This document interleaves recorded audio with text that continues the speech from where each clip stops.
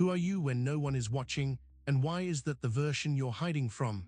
This question hangs in the air, a quiet echo in the vast silence where authenticity once resided. It's a moment of psychic rupture, a breaking point we've all traversed perhaps without fully understanding. We arrive here, gasping for air, unable to bear the crushing weight of a false ego meticulously constructed for the world's gaze. This isn't an arbitrary destination. It's a descent into the labyrinth of our own making, guided by the wisdom of depth psychology. We'll unearth the subtle yet profound betrayal of the true self, a wound often born from the silent landscapes of early emotional neglect, a place where our deepest needs went unmet. We'll confront the myth of the masked hero, not as a tale of bravery, but as a potent symbol of inner exile. You'll see yourself reflected in the archetype of the wounded orphan, the child left behind by circumstance or care, forced to forge armor where vulnerability should have bloomed. This exploration is dangerous, yes. It calls us inward, towards the shadowed corners where exiled parts of ourselves reside. It's the necessary, arduous process of psychological reintegration, the difficult retrieval of the disowned shadow. True healing, we begin to understand, doesn't come from polishing the facade, but from the radical act of letting the image die. And real quick, make sure to subscribe and hit the notification bell for more videos just like this. Now let's keep going. You stand before it, and for the first time, the reflection feels alien. It's not that the features have changed, but the light that emanates from within, or the lack thereof, has shifted. The polished surface, once your trusted ally, now reveals a stranger. This isn't about vanity, it's about recognition or the stark absence of it. The mirror, that ancient symbol of self-awareness, now presents a hollowness you can no longer ignore. It's the quiet ache of being unrecognized, even by yourself. Years of performance, of crafting a persona to navigate the world, have left their mark, but the illusion can only hold for so long. Eventually, the meticulous facade begins to crack, and what lies beneath, what has been carefully hidden, starts to bleed through.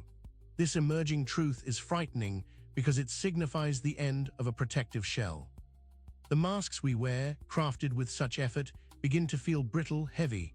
They no longer offer solace, but become a source of profound sorrow. The absence you feel within, the void where vibrant life should be, is the silent scream of a self that has been denied. It's the cost of believing the image over the essence. But what does it mean when the mirror's gaze becomes too honest to bear? We'll explore the ingrained architecture of societal approval and the subtle ways it becomes our guiding principle, even when it leads us away from ourselves. We build entire cities within ourselves, not of brick and mortar, but of judgment and validation. Our decisions, our aspirations, even our very sense of worth are erected on the shifting sands of external approval. This isn't a conscious choice, but an inherited blueprint. From our earliest moments, the subtle cues from caregivers, teachers, and peers become the architects of our internal landscape. A smile, a nod of encouragement, a frown of disapproval, these are the building materials. The yearning to be seen, to be loved, morphs into a desperate need to be approved of. We learn to sculpt ourselves into forms that elicit positive reinforcement, discarding the rough, unpolished edges that might invite criticism, or worse, none at all.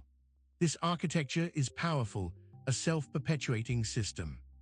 Each success in gaining approval reinforces the structural integrity of our facades. We become adept at predicting what others want to see, and we deliver it with practiced ease. Yet within these meticulously constructed walls, a profound emptiness grows. The genuine self, the unapproved self, is relegated to the damp, forgotten basements of our psyche, starving for acknowledgement. This relentless pursuit of external validation leaves us adrift, disconnected from our own inner compass.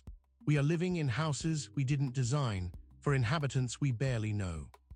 But what happens when the constant pressure to conform begins to crack the very foundation of these internal structures? We'll delve into the wound that taught you to smile, the origins of this adaptive behavior. There's a silence that underlies every manufactured smile, a quiet dissonance that whispers of a forgotten hurt. It's the smile born not of joy, but of necessity, a learned response to navigate a world that didn't have space for genuine emotion. Think back to childhood. How often did a genuine cry meet with a gentle pat on the head and a forced grin bring a warmer embrace? It's in these formative moments that we begin to understand the currency of emotional exchange. The wound isn't physical, but it shapes us profoundly. It's the absence of witnessing, the lack of being truly seen in our vulnerability. When our authentic expressions of distress or sadness were met with dismissal or discomfort, we learned to adapt. The smile became a shield, a smooth, unblemished surface designed to deflect the discomfort of others. It was a preemptive strike against rejection, a way to make ourselves more palatable, more lovable. This adaptation, however, comes at a steep price. It teaches us to suppress our true feelings, to disconnect from our inner emotional landscape. We learn to perform happiness even when we are aching within. The orphan archetype emerges here, not just as a symbol of being alone, but of being emotionally unparented, forced to parent oneself by adopting survival mechanisms that estrange us from our core. This constant performance creates a subtle but persistent suffering, a feeling of being perpetually on display, never truly at home in our own skin. But what if this deep-seated adaptation, this learned outward pleasantness, is actually a profound form of self-betrayal? We'll explore how this fundamental adaptation became the bedrock of our defenses. Every strategy we employ to survive, to be accepted, to simply be in the world, carries a hidden cost. We adapt, we shift, we mold ourselves into shapes that fit the contours of expectation, but in doing so, we also betray. This isn't about malice, it's a survival mechanism as old as time itself. When the genuine self is met with indifference, disapproval, or outright rejection, the imperative to adapt becomes overwhelming. The most profound betrayal isn't one inflicted by another, but the one we inflict upon ourselves. It's the slow, insidious silencing of our own inner voice, the gradual exile of our authentic desires and feelings. We become chameleons, masters of disguise, reflecting the colors of our environment to avoid being perceived as an anomaly. Yet with each shift, a piece of our true color fades, leaving us paler, less vibrant. This internal exile, this act of severing ties with our authentic self, breeds a deep, unarticulated suffering. It's the ache of not being truly known, not even by ourselves, because we've become so adept at presenting a curated version. The systems of the world, social norms, familial expectations, cultural narratives, all conspire to reinforce this pattern. They reward conformity and silently punish authenticity, pushing us further into the embrace of adaptation.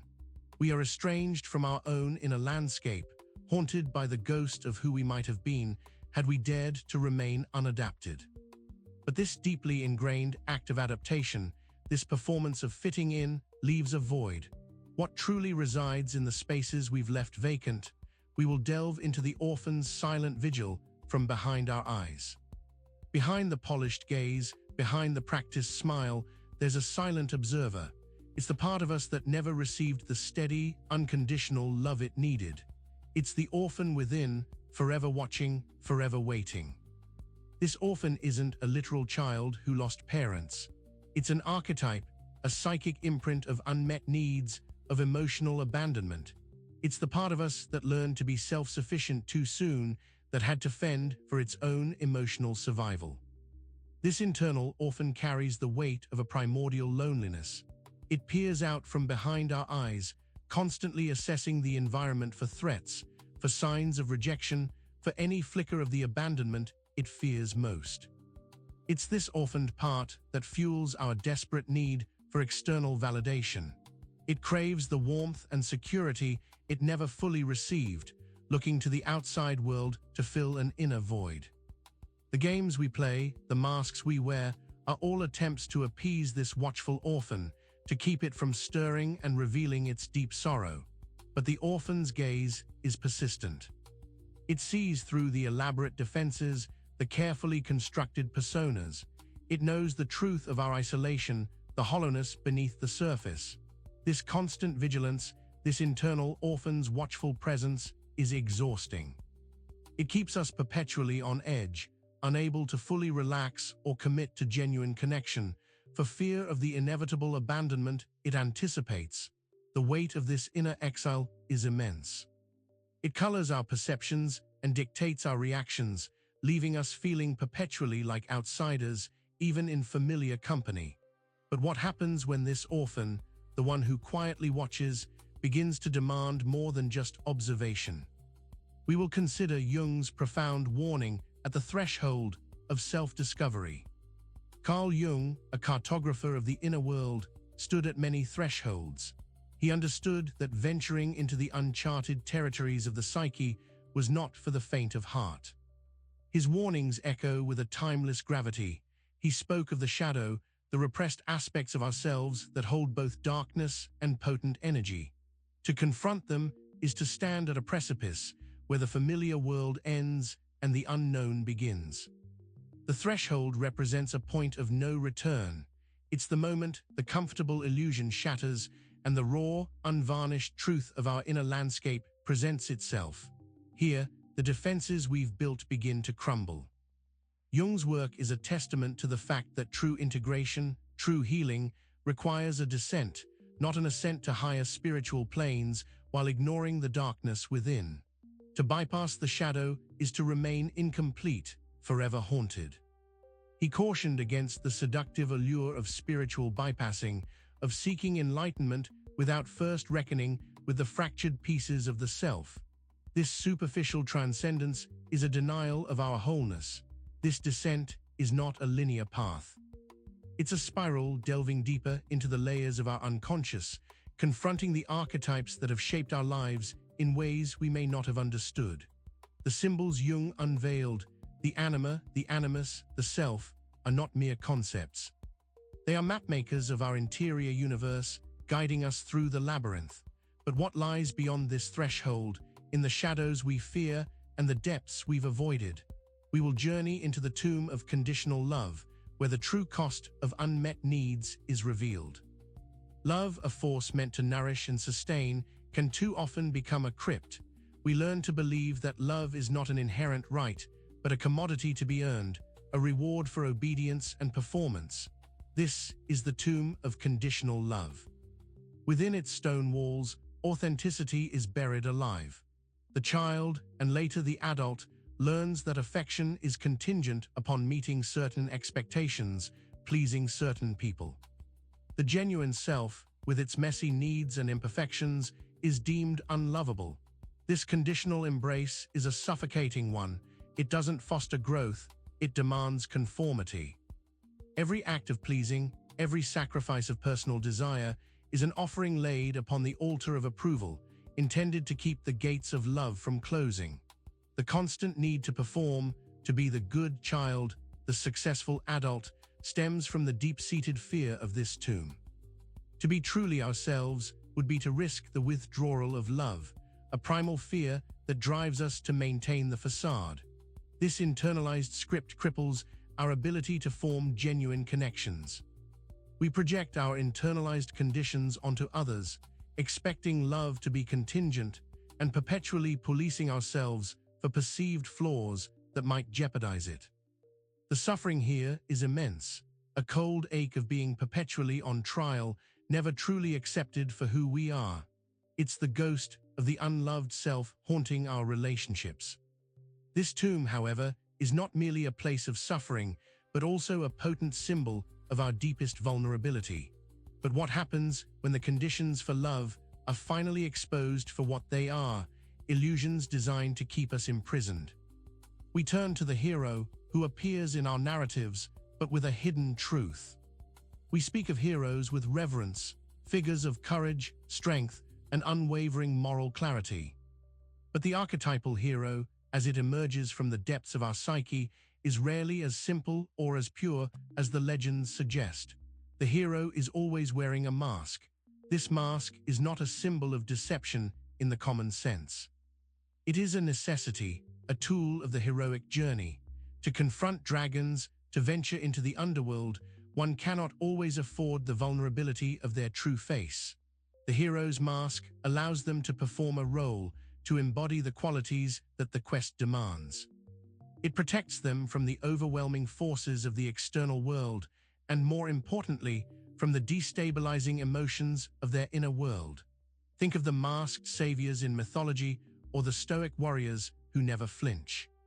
Their invincibility is often a testament to their ability to suppress their fear, their doubt, their pain, to don the mask of unwavering resolve. This archetypal pattern mirrors our own journeys. We adopt personas, we feign confidence, we project an image of control, all to navigate the challenges of life. The mask allows us to function when the authentic self might crumble under the pressure. However, the hero who remains forever masked risks losing touch with the very humanity that makes their journey meaningful. The mask, meant for protection, can become a prison. The inner suffering arises when the mask becomes indistinguishable from the face, when the performed identity supplants the authentic self, leaving the hero profoundly alone behind their impenetrable facade.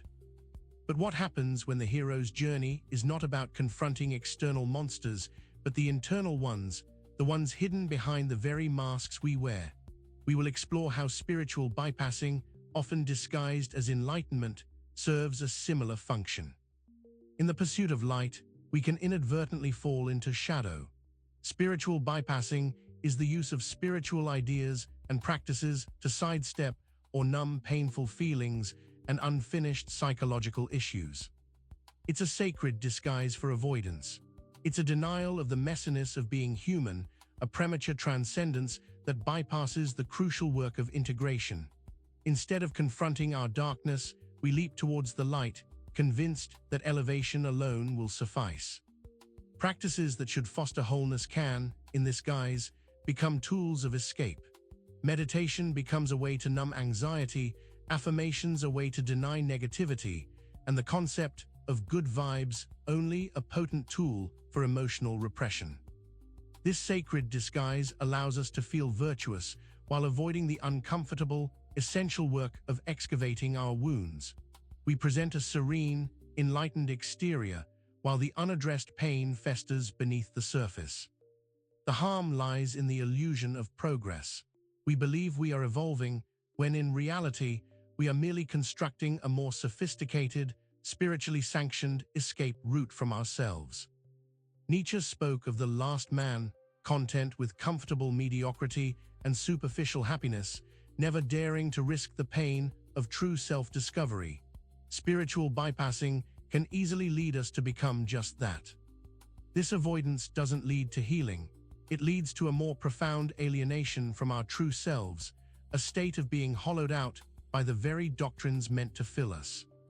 But what happens when this carefully constructed spiritual edifice begins to feel hollow, when the outward serenity is a fragile veneer over inner turmoil? We will examine how this internal collapse often begins in the quietude of silence. There is a profound power in silence, a space where inner truths can surface. But for those who have learned to flee from their own company, silence becomes a terrifying void, the birthplace of inner collapse. When we have systematically avoided our pain, our unprocessed emotions, our hidden shadows, the quiet moments become unbearable. The absence of external distraction leaves us alone with the echoes of our own denial. This is where the architecture of approval, the masked hero, and spiritual bypassing meet their inevitable end. The silence doesn't offer peace. It amplifies the cacophony of unacknowledged suffering. The deep wounds, carefully bandaged by distraction and avoidance, begin to throb in the stillness. The orphan archetype, forced into quietude, begins to stir with its primal loneliness. What we have repressed does not disappear. It waits, gathering energy in the subterranean chambers of the psyche, until the silence forces its re-emergence. This collapse isn't a sudden, dramatic implosion. It's a gradual, often imperceptible disintegration of the self we thought we knew. The carefully constructed identity begins to unravel thread by thread. The stillness, which should be a gateway to deeper knowing, becomes a dark well, and the longer we resist looking into it, the more fragmented we become. This confrontation with authentic silence is the ultimate test, forcing us to face the emptiness we have so diligently tried to fill. But what is revealed when the image we've cultivated finally meets its end? We will delve into the profound concept of image death. The image we project, the carefully curated identity we present to the world, has a life of its own. But like any construct based on illusion, it is fragile. And when this image dies, it can feel like an existential crisis. This death isn't literal, but it is a profound psychic event. It's the crumbling of the persona, the unraveling of the mask, the moment the carefully constructed self can no longer sustain the illusion. This occurs when the internal reality becomes too starkly contradictory to the external presentation. The pressure builds, the facade cracks, and the image, unable to withstand the strain, perishes. For those who have built their sense of self-worth on this external image, its demise can be devastating. It's a loss of footing, a terrifying freefall into the unknown. Who are we when the scaffolding of our identity is removed? This is where the wounded orphan truly cries out, where the unmet needs can no longer be masked by projected competence or charm. The death of the image forces a confrontation with the raw, unvarnished self. It's a painful process, akin to a spiritual death and rebirth. The old self, the image-based self, must die for a new, more authentic self to emerge from the ashes. This is the heart of the Jungian process, the willingness to let go of the known, comfortable identity for the sake of true psychic integration, even if it means facing a period of seeming annihilation. But this confrontation with the death of the image, while terrifying, can also be liberating, pointing towards a deeper existential truth. We can turn to Kierkegaard's profound insights on despair in stillness. Søren Kierkegaard, the philosopher of subjective truth, understood the desolate landscape of existence. He noted that true despair often arises not from external suffering, but from the quiet realization of our own inauthenticity, especially in moments of stillness. The despair he described is not a fleeting sadness, but a profound agony of the self. It's the sickness unto death, the failure to become the self that one truly is, the yearning for meaning in a world where meaning must be subjectively created. When the masks fall away, when the external validations cease, and we are left alone in our own quietude, the true extent of our alienation from our own being can become agonizingly clear. This is the despair in stillness. This despair is a crucial signpost. It indicates that we have been living a life that is not our own, a life built on borrowed ideas, societal expectations, or a fear of true selfhood. The stillness exposes this fundamental untruth. Kierkegaard saw this as a necessary precursor to selfhood. The despair, the angst, the confronting of one's own emptiness is the crucible in which genuine identity can be forged. To flee from this stillness, to fill it with noise and distraction, is to perpetuate the despair, to remain forever on the periphery of one's own existence. This encounter with existential despair is not an invitation to nihilism, but a call to authentic living, a challenge to embrace the terrifying freedom of creating oneself from the ground up, acknowledging the abyss. But what is revealed when we finally surrender to this stillness and confront the void it exposes? We will look at the nameless entity that lies behind the names we are given and the labels we adopt. We are given names, titles, labels. They are anchors in our social reality, defining who we are supposedly meant to be. Yet, behind each name, each descriptor, lies a vast, nebulous essence that defies categorization. This is the unnamed. The name, whether our given name or the roles we adopt, parent, professional, artist, acts as a boundary. It attempts to contain and define a consciousness that is inherently fluid and boundless. This containment, while necessary for societal function, also serves to alienate us from the primal, unmanifest self. It's like trying to capture the ocean in a teacup. The essence is always more than the container. The unnamed is the raw potential, the infinite possibility that existed before the imposition of identity. It is the unadulterated spirit, untainted by the judgments and expectations of the external world. When we cling too tightly to our names and labels, we risk becoming imprisoned by them. We conflate the symbol with the substance, believing the designation defines our entire being. The suffering arises from this identification. We feel a loss when our name is forgotten, our title challenged, because we have unconsciously equated our true self with these external signifiers. The journey inward is a process of peeling back these layers of nomenclature, of gently returning to the formless source from which we emerged, to the part of us that exists before and beyond any name. But as we shed these familiar designations, what remains? We will stand at the ruins of the mask, witnessing its final dissolution. The mask, that faithful companion through years of navigating the world, has finally shattered. It lies in fragments at our feet, a mosaic of what once was. Standing here, amidst its ruins, is a pivotal moment of reckoning. This is not a moment of shame, but of profound witnessing. The mask served its purpose, protecting us, allowing us to function when vulnerability felt like a death sentence. Now, its service is complete. The ruins represent the accumulated defenses, the layers of pretense, the echoes of conditional love we have finally outgrown. To stand here is to acknowledge the arduous journey that led to this dissolution. It is here, in the debris of the unmade self, that true recognition can begin. The carefully constructed image has disintegrated, leaving behind the raw materials of our authentic being. This is a desolate landscape, stripped bare of familiar comforts and illusions.